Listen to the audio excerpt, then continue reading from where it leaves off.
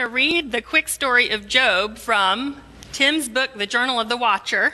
Like I said, we always have new people, so if you haven't seen this is a book that Tim wrote and is incredibly illustrated.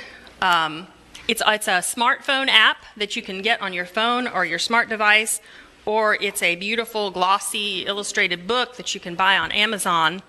Anyway, it tells the story of the great controversy from beginning to end from the perspective of a heavenly watcher, which they're watching the theater. They went to the theater and they're watching what goes on here or on earth. So Job gets a spot in the Journal of the Watcher. And it says, remember, this is just following the flood. Remember, the avenue for the Messiah, through which the Messiah could come, had been narrowed down to one person that was still open to listening to God. And 8 of them got on the ark. So the book of Job took place relatively soon after the flood. So it was still a very small number of people who were open to God's leading, which is what gave Satan the confidence to say he pretty much owned the earth. So, right after the flood, while God continued to protect his faithful few and prevent Satan from eradicating them from the earth, Satan saw an opportunity to misrepresent God before the intelligences in heaven and gain access to those still loyal to God. The representative heads of all creation were gathering together in heaven, and Satan thought, if I can twist God's actions and misrepresent his motives, then maybe I can win more sinless beings over to my cause.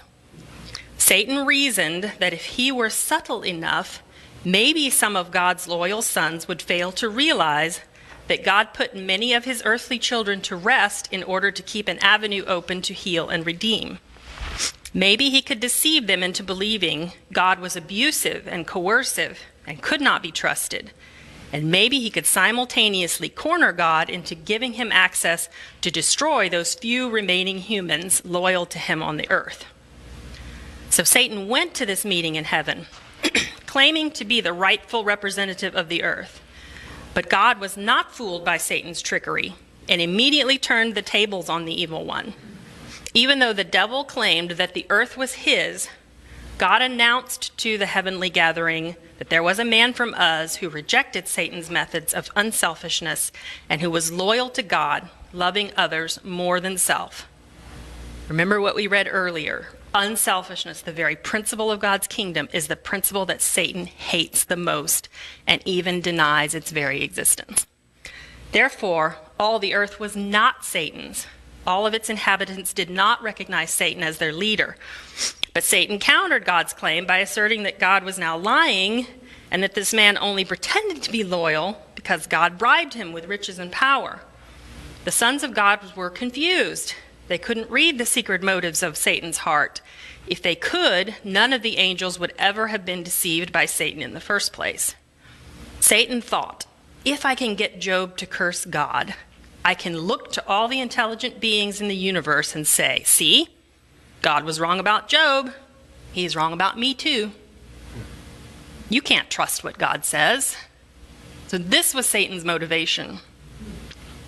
However, God did know Job. So before this great gathering of heavenly beings, he said to Satan, Job is in your hands. Do whatever you like, but you must not kill him. So while Satan was free to bless Job with more wealth, he did what he always does. He began destroying and killing, revealing that he, and not God, is the true source of disease, pain, suffering, and death. Job, though assaulted by Satan's fiercest attacks, revealed the truth about God, demonstrating that God was right and Satan was wrong. God can be trusted. Satan is the destroyer, not God. Satan was bitter that his plot was foiled. So this great controversy, this war that's going on, it is not about us. Obviously, Job started out with a very strong character. God picked him out of everyone who was alive on the planet. But even his character continued to be refined. continued to grow and mature through his suffering and through his questioning of God, like Linda talked about earlier. He actually experienced God and got to know him more intimately during this time of trial and sorrow. This is the experience leg of our threefold approach. And isn't this true? In your lives, when were the times that you got to know God most intimately, or felt the most dependent on him, or felt his presence the closest? Is it not during times of trial and tragedy and pain or illness? He says in chapter 42, I admit it, I was the one, I babbled on about things far beyond me, made small talk about wonders that were way over my head. I admit I once lived by rumors of you. Now I have it all firsthand, from my own eyes and ears. I'm sorry, forgive me. I'll never do that again, I promise. I'll never live again on the crusts of hearsay or on the crumbs of rumor. Don't you want to experience that kind of growth?